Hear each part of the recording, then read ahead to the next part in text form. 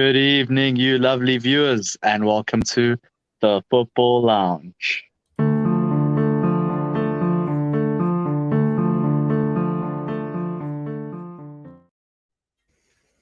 Yes, we are back with another edition of the Football Lounge on the Full Time Sports News Network. We are out here, myself, Ross, hosting you once again. It's been an absolute privilege the last time. So I'm back at it with a lovely pair of experts, panelists here. Rebel, the Kevinator from Ireland.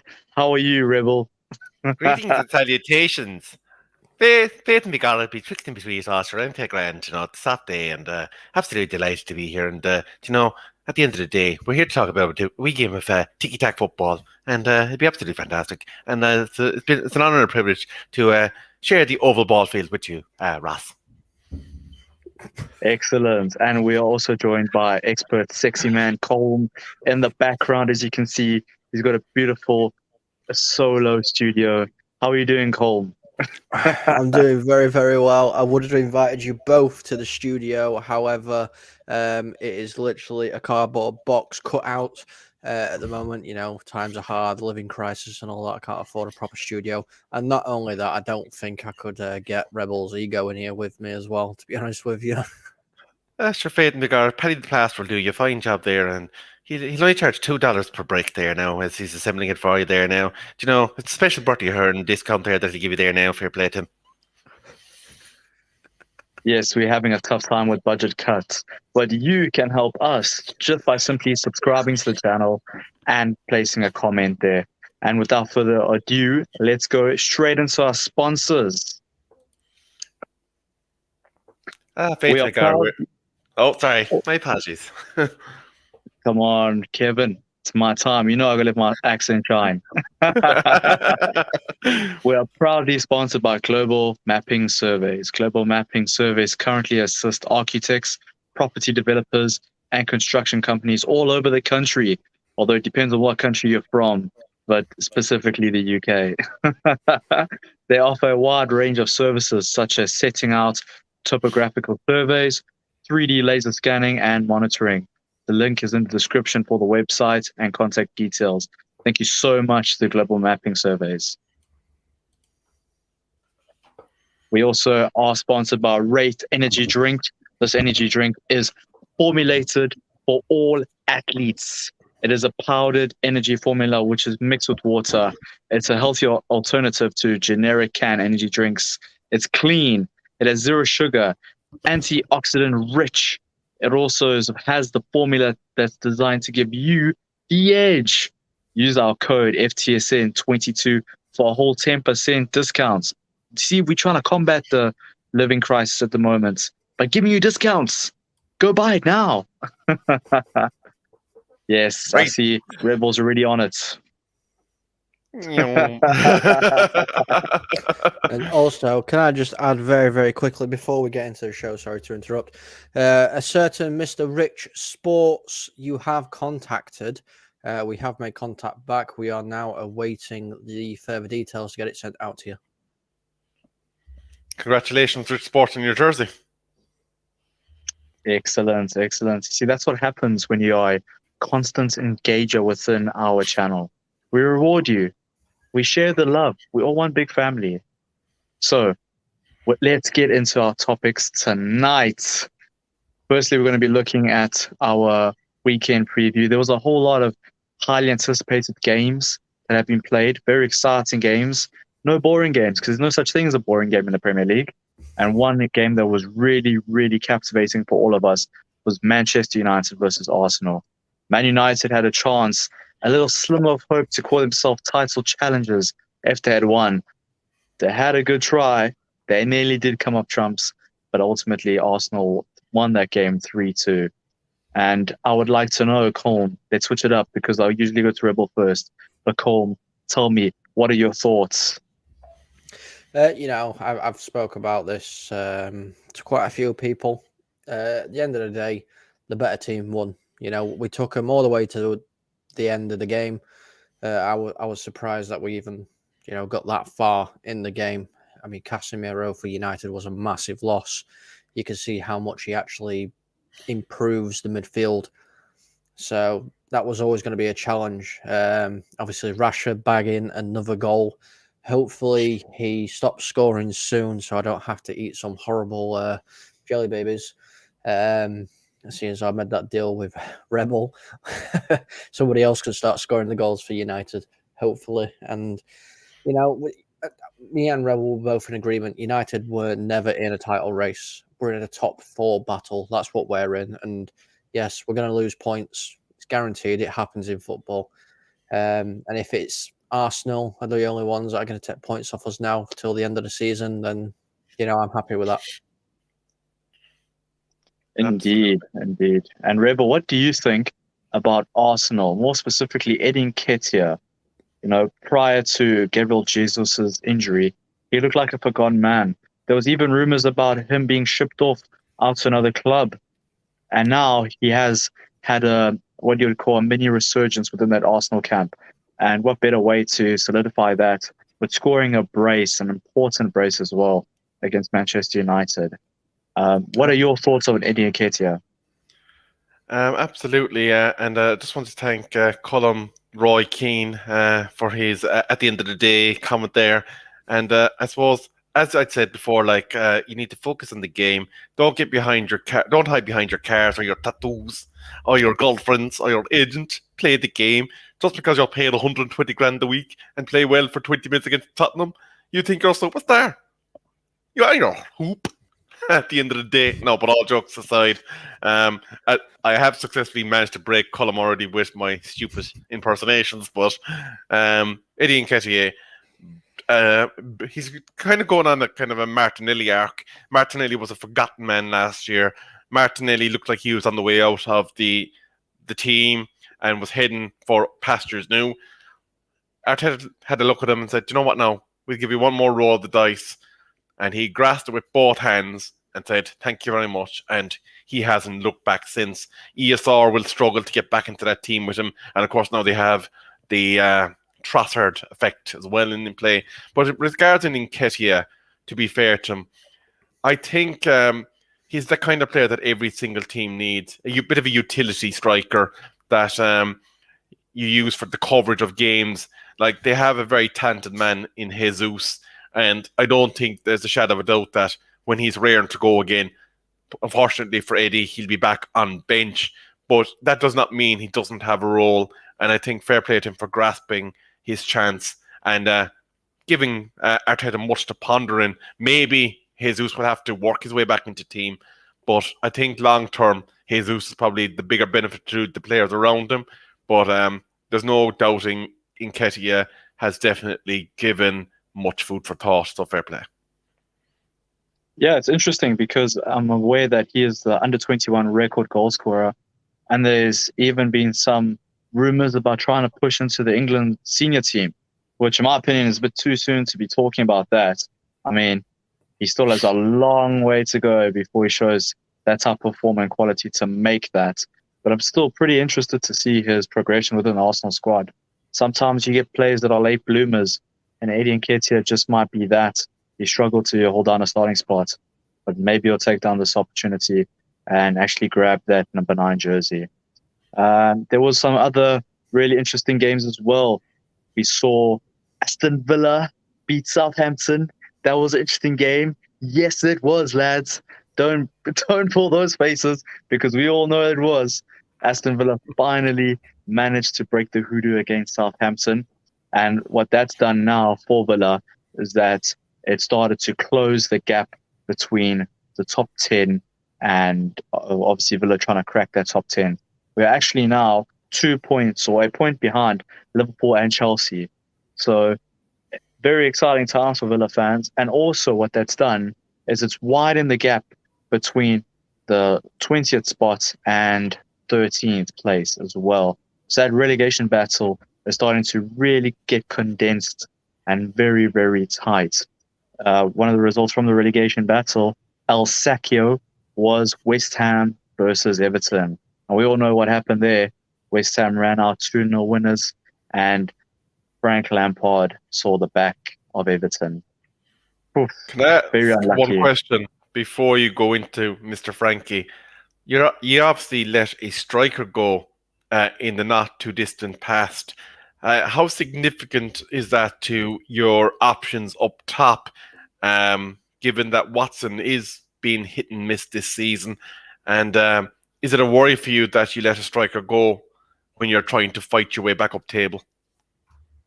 No, not at all. I think personally, my own opinion with that Danny Ings transfer, for those of you that haven't known already, Danny Ings has been sold from Aston Villa to West Ham for about £15 million. Danny Ings was on about 100 grand at Villa. It's a lot of money for a club like ours. He is going to be 30 this year, and he has 2 years left on his contract. So we risked losing him for free. We managed to recoup some of the money that we had laid out to actually get him from Southampton. So I think the deal was a fair one. It was a smart one. And I also looked at his stats. I mean, he's played 52 games for Aston Villa, but he's only scored about 18 goals. That goal ratio is poor. Yes, he might have hit a little bit of a purple patch at the moment while he was at Villa. But if you look at the bigger picture and the context of it, he just wasn't clinical at Aston Villa. Coupled with the fact he doesn't play towards Unai Emery's system. He's a great striker, don't get me wrong, and he'll be very, very good for a team where he gets to start the majority of the games, as well as starting to hopefully recover from his injury problems. We saw that he got injured on his debut for West Ham, and he'll be out for a couple of weeks with a knee injury, which is a big shame to him, because I know he wanted to start gaining some fitness and form. But for Villa, I think we're okay. Watkins is never meant to be our focal point as an outlet to score the goals. Aston Villa at the moment, under Unai Emery, most of our goals are shared evenly within the squad, which is great, because we won't ever have that one clinical man that might even get marked out the game. We've got really good players on the side, like Emi Buendia. We have Leon Bailey, who's also starting to come into form. And it's really good for us to have that amount of players that is able to share the workload as well. And I like Ollie Watkins. I think the amounts of running he does off the ball and all the work he does for the team off the ball actually makes up for the fact that he probably won't score us 15, 20 goals a season. But another great striker, and I would like to get your guys' thoughts on this, is Erling Haaland. We've seen him score his 4th hat-trick in a season. Rebel, is that the man that got away from Manchester United? Was he the man that got away this season? No. Was he the man that got away from Manchester United at one point? Absolutely, because he was under the tutelage of one Ole Gunnar Solskjaer at Molde. And there's a story going around that the owner of Molde told Ole, I think we need to get on the phone to Manchester United and tell them about this young fella. He's something special. And word on the street is Ole said no. He didn't want to tell United because I think he feared for the development of Haaland at Manchester United at the time, because obviously this was in the post-Fergie era, and our track record for bringing through youth at the time was non-existent almost. Our Dutch manager didn't like doing it. Jose Mourinho did not like doing it. And ultimately, it might have stagnated the product that we see today. In terms of just how much of a machine he is, he's already equaled the goal-scoring tally of the Golden Boot winner from last season, which is absolutely bleeding ridiculous. But Haaland is on the verge of greatness, and I think he's one hat-trick away from equaling. Is it Alan Shearer, who has the most English Premier League hat-tricks? So if he does it one more time, he catches that. So this guy is seriously next level. And what do you think, Holm? There's been rumors or some talk that having Haaland in the Manchester City team actually makes Manchester City worse. And there was one Gary Neville that did say that having Haaland actually dampens the creativity within that Manchester City squad. What do you think? Are Manchester City better with Haaland or better without him? I think Gary Neville is talking out of his backside personally. As much as I respect him as a player, As a pundit, I cannot stand the guy at all. He talks so much rubbish that I could literally go out to my dustbin and get the same amount of content from that as I do with Gary Neville. Why would Erling Haaland make a team worse? He's a natural born goal scorer. Goals win you games. That is why they've brought him in. Like the little mini show I did yesterday, I put on the thumbnail jokingly, Haaland's system's been rebooted, 'cause everybody knows I don't think he's human. He's some sort of like cyborg machine AI control thing. He's not a human at all, and he's proven it. Like Rebels just said then, he's already beat the Golden Boot for last season, and we're only halfway through a season. That is scary that he's got that many goals. And like, I would have loved to see him at United. I would have, but I don't think we'd see the form that he's having at City, at United, because at least at Man City, he's getting the balls delivered to him. He's getting fed the opportunities. At United, he wouldn't have got that. I mean, we've got a 6'6" striker in Weghorst, and he's not receiving the balls. So unless you got a team around you that's going to put it on a plate for you or give you the opportunities, then you're not going to get those. So I think it's a perfect fit, really, especially like with Pep Guardiola as well there. No, I agree. And one thing about Haaland, he just seems to have that knack of finding the space. And within that Man City squad, I mean, they filled with maestros. You talk about players like Kevin De Bruyne, Mahrez, Bernardo Silva, Phil Foden as well. They just know when to lay off the ball. And it's one thing to find the pass, but it's another thing for a striker to always be at the right spot at the right moments. I mean, I was watching the highlights of his goals that he scored for that hat-trick, and they look so simple. You're talking about tap-ins, you're talking about a header, and obviously the penalty. But the header, to obviously get in that position and, put that power, or be able to drive that power from a header at that close range to beat the keeper, it's a very difficult skill. As well as that's happened to secure the hat-trick that Riyad Mahrez laid the ball off. Most strikers you see nowadays aren't even in that position. They're always floating somewhere else. And that's a talent. It's incredible. Yeah. So we also see that, sorry, Rebel, I see you. Can I just getting animated there. Can I come in briefly? Just because Colin mentioned the Neville twit. There was a quote today on radio from Neville about Anthony, and he went 2-footed in him. And I think it's a bit disingenuous of Gary Neville, considering he played alongside a young Cristiano Ronaldo, and that young Cristiano Ronaldo had to make a hell of a lot of errors before he got to where he was in Premier League. I know Anthony's older than when Cristiano came to England, but at the same time, he's adapting to a new league.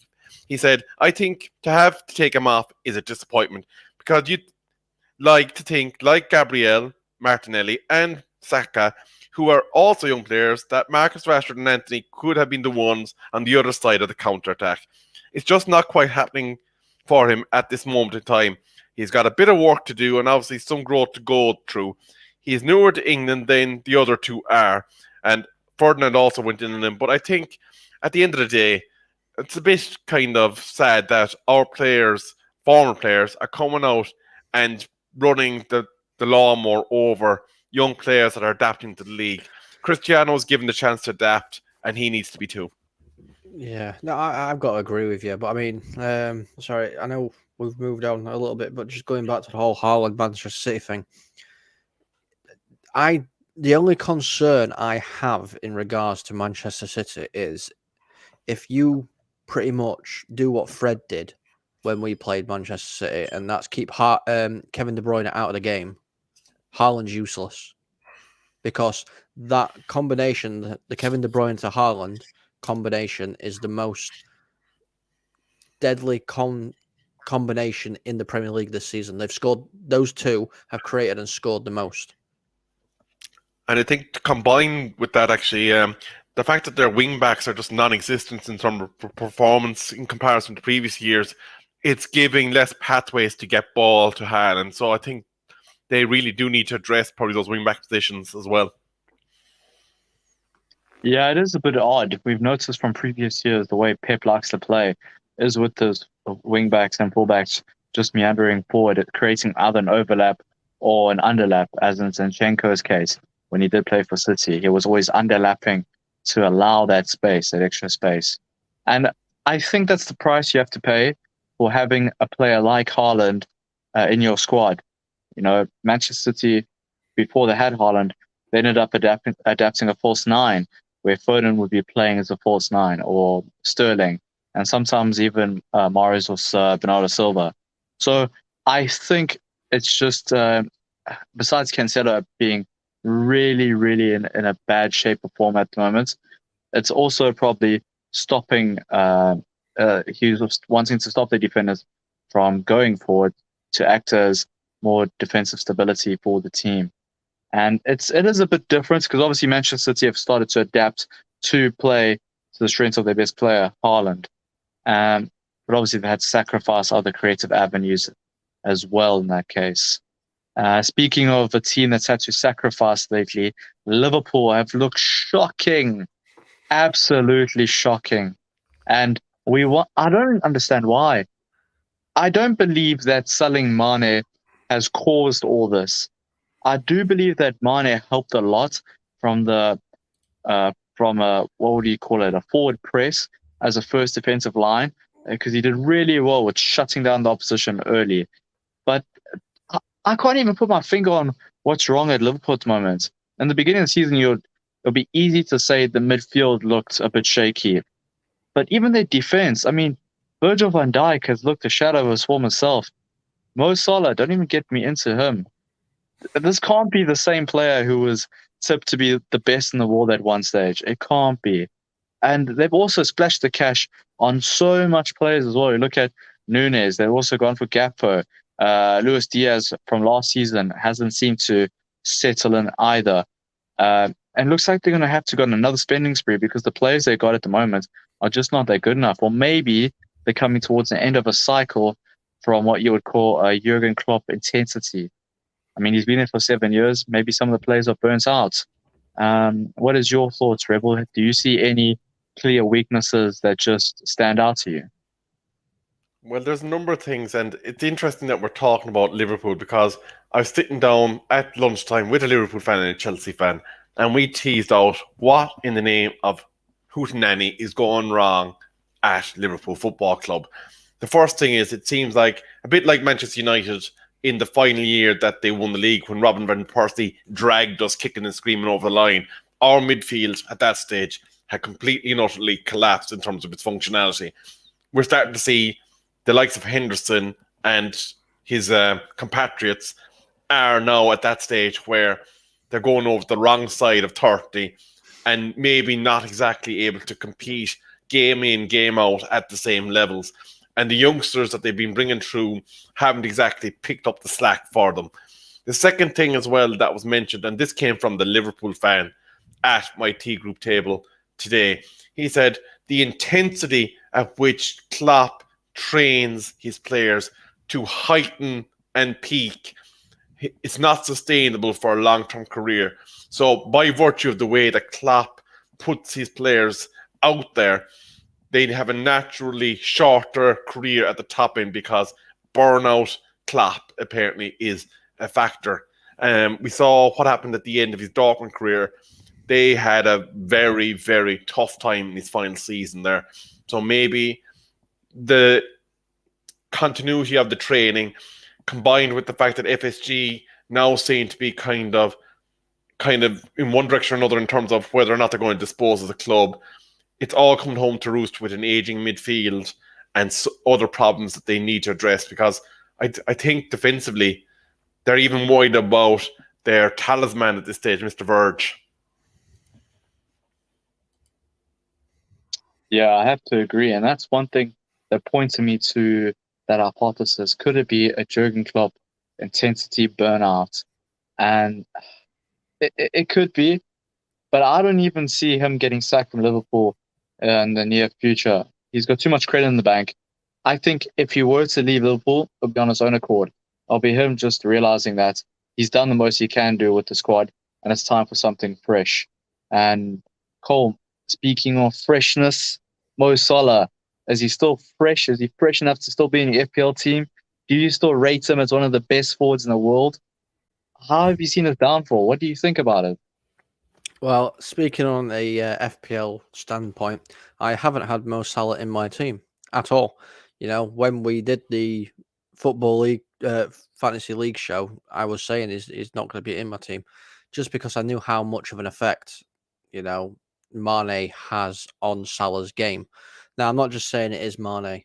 When I look at the squad, when I look at Liverpool's squad, it's an aging squad. The midfield is old. Salah's no spring chicken anymore. You know, I'm sure what's he, 30, 31, something around there. So, you know, they need to go and get young players. I know they've gone out and bought some, but they're nowhere near the standard of the players that they've had over the last couple of years, you know, when they've been winning titles and competing season after season after season. Virgil van Dijk, I think he has been found out. I don't think it's a case of him not doing anything. I know you want to jump in, Rebel. There's big breaking news, literally just out. Farhad Mushiri has officially put Everton up for sale. He's looking for 500 million for the club. I've got that in my wallet. I'll buy Everton. You know, 500 million. 500 million. That'll be interesting. That's gonna be interesting. That'll be a nice little nest egg for somebody, won't it? Absolutely, yeah. Yeah, so on to Everton, another team in Merseyside. We were actually going to speak about Frank Lampard's departure, but since we have heard this breaking news, that seems a lot more interesting. You know, with that sale, 500 million. I think Mashiri is just trying to flog the club at the moment. He's got a bad reputation with the supporters. He spent a hell of a lot of money that he's held leverage towards Everton as a company, as an estate, for the construction of the new stadium. And I don't even know if Everton fans really wanted a new stadium. As far as I'm aware, they were just happy to stay at Goodison Park. There was no need for a new stadium in the first place. It wasn't like they were selling out every weekend or they were pushing onto Europe and they needed to have that extra attraction or draw. I don't understand that. So that's going to be costing a lot of money. Not to mention that there's probably a lot of debts in the name of Everton as well. 500 million still seems like a hell of a lot. If I think back to how much Aston Villa was bought from our previous owner about 3 or 4 seasons ago, I mean, we only sold the club for about 60, 80 million pounds. That's Aston Villa with the stadium and everything. 500 million for Everton seems like a huge stretch. What do you guys think? Is that an overvaluation? I don't think it is, and really, this news coming out has actually put a bit of worry on my shoulders, you know, because obviously Manchester United are up for sale. Now, I know Manchester United are a bigger name, they're a bigger club, but the Glazers are asking for stupid money. If one of our potential new owners decides, you know, that they don't want to spend that much, but they want a club in the Premier League, Everton, 500 million, that means they've spent way less and they've got more money to spend in the transfer markets and rebuilding the whole club and everything about it. So it does make me slightly panic when I hear that. No, I think, look, your concerns are justified, but I think, and this is just my own assumption with this, there might be a foreign bidder for Everton, maybe somebody from the Far East, maybe a Chinese or even American businessman.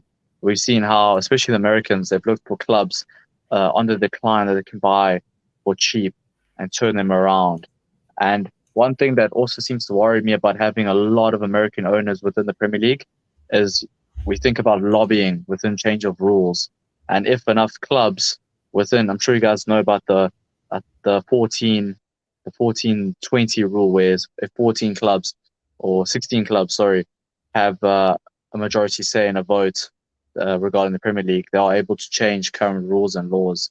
And I do worry about having too much owners from one specific country because they could lobby in their favor. But that's just me looking forward anyway. Still, Everton being put up for sale is a big shock. I thought the Everton owner would have held on for longer. I thought they would have even tried to get in Wayne Rooney, club legend. It's coming. You see, Everton.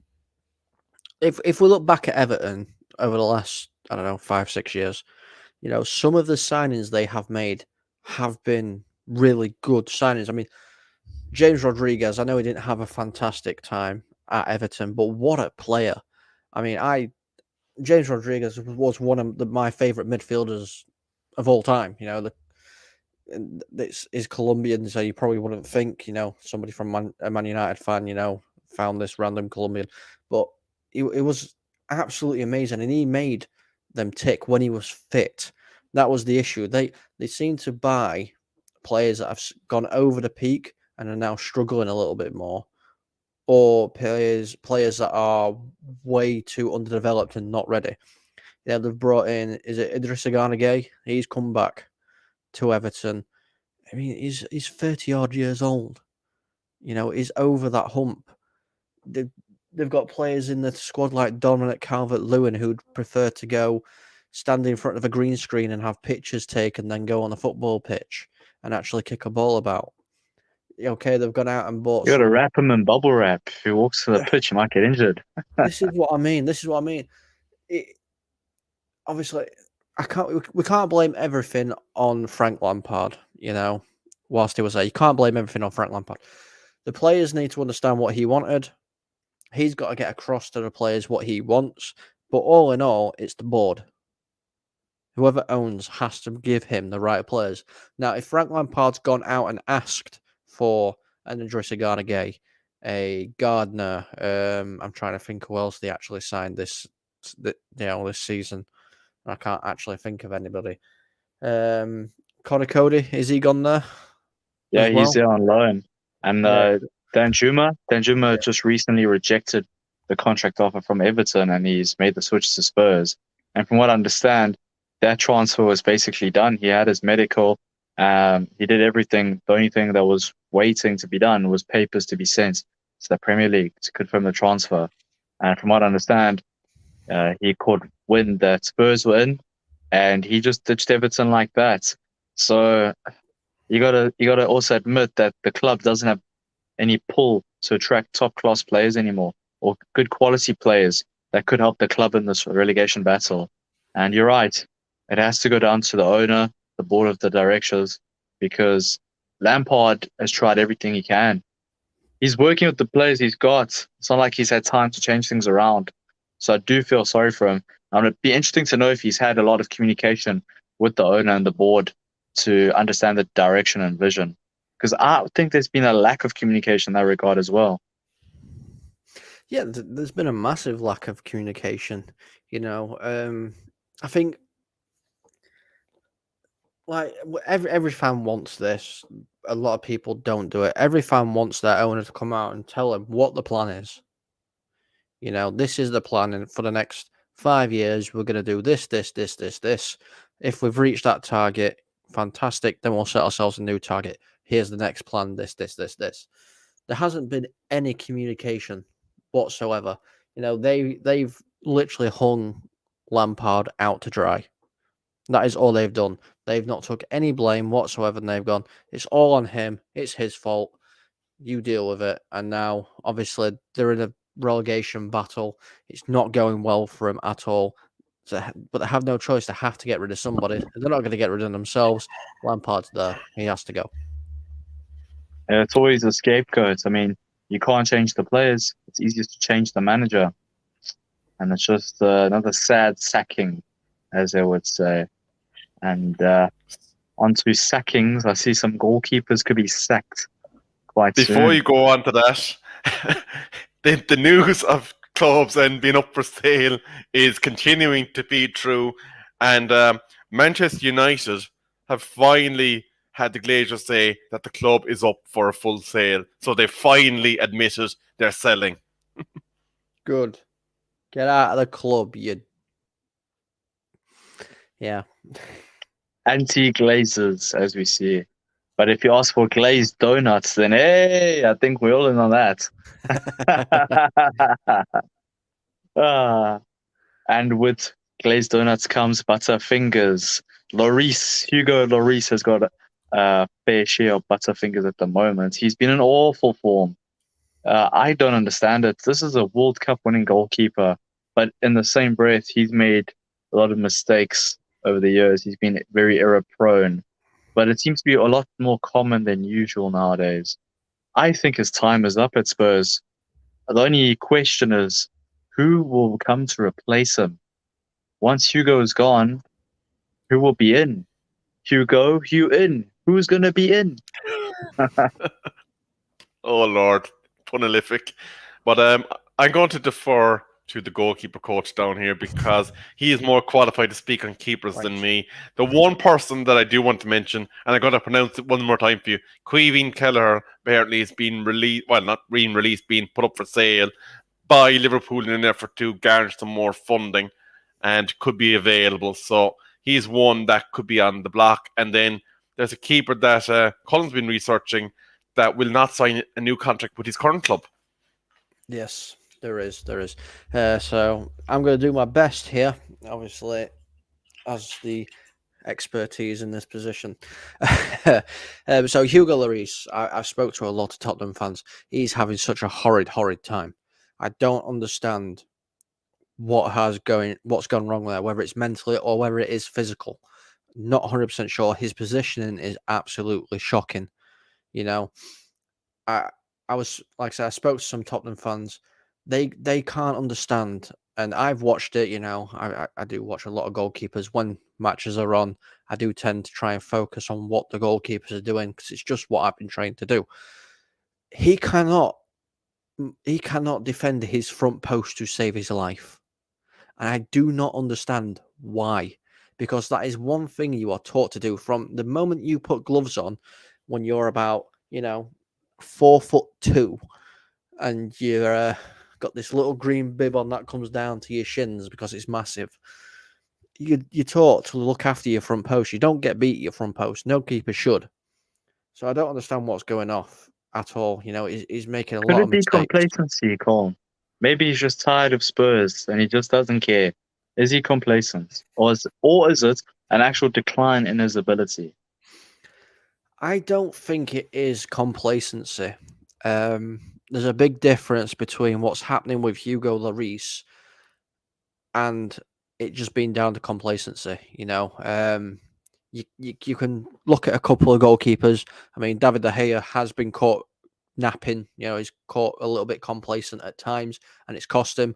Obviously that goal not so long ago where he was stood on his front post and it went between his legs, and that's complacency. He thought he had it all covered. He weren't worried. That's complacency.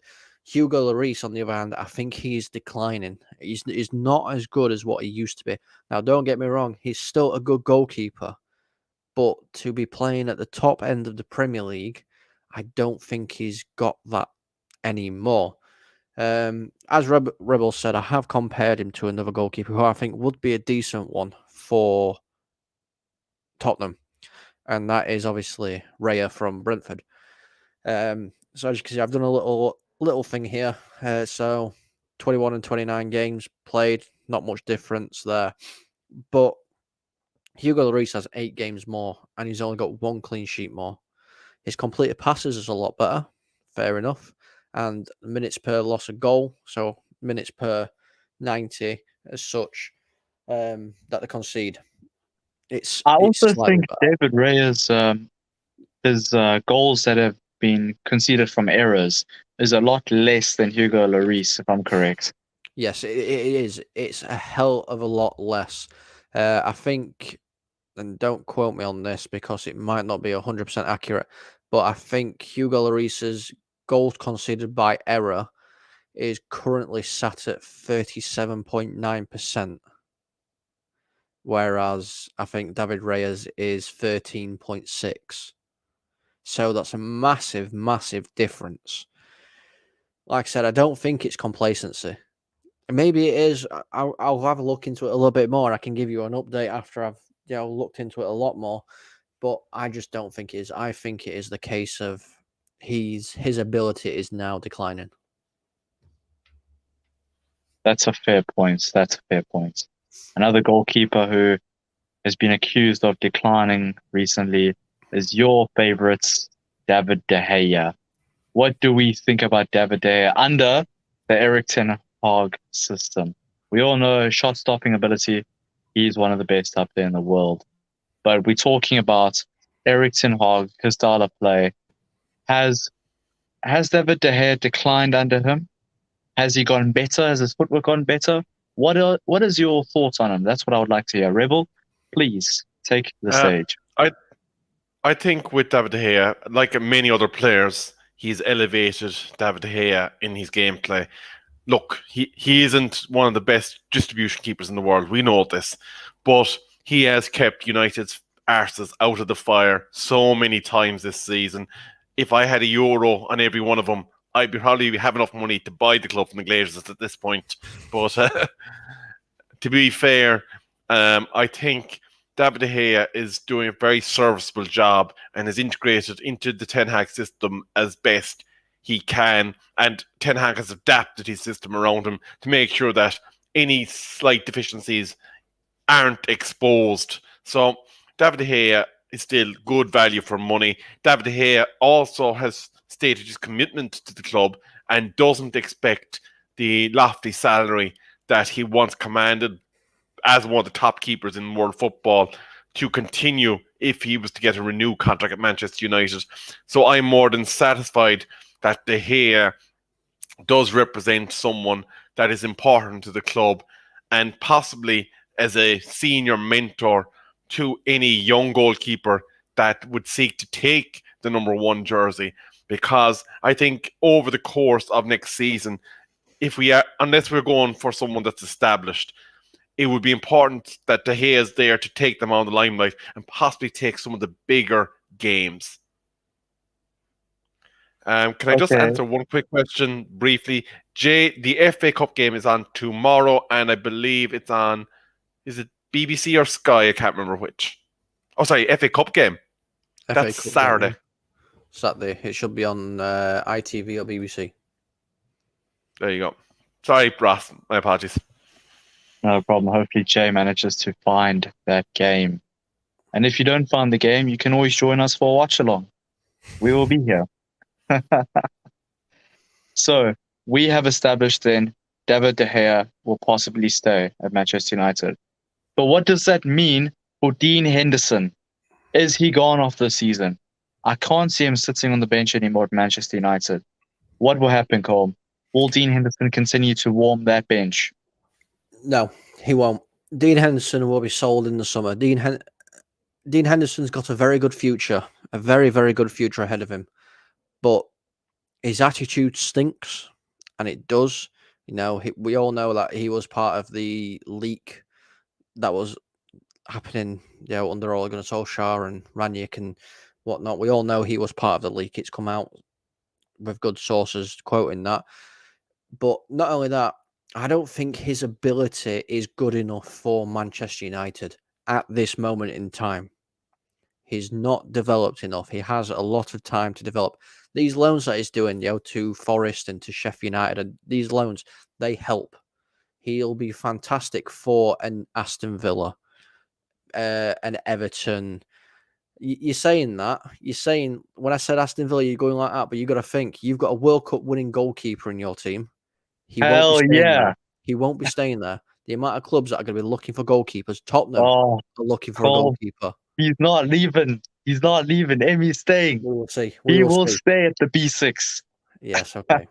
We'll see. But this is what I mean. He's not quite there. Maybe Wolves, a Brentford, these kind of teams. This would help his career a lot more than staying on a bench at Manchester United.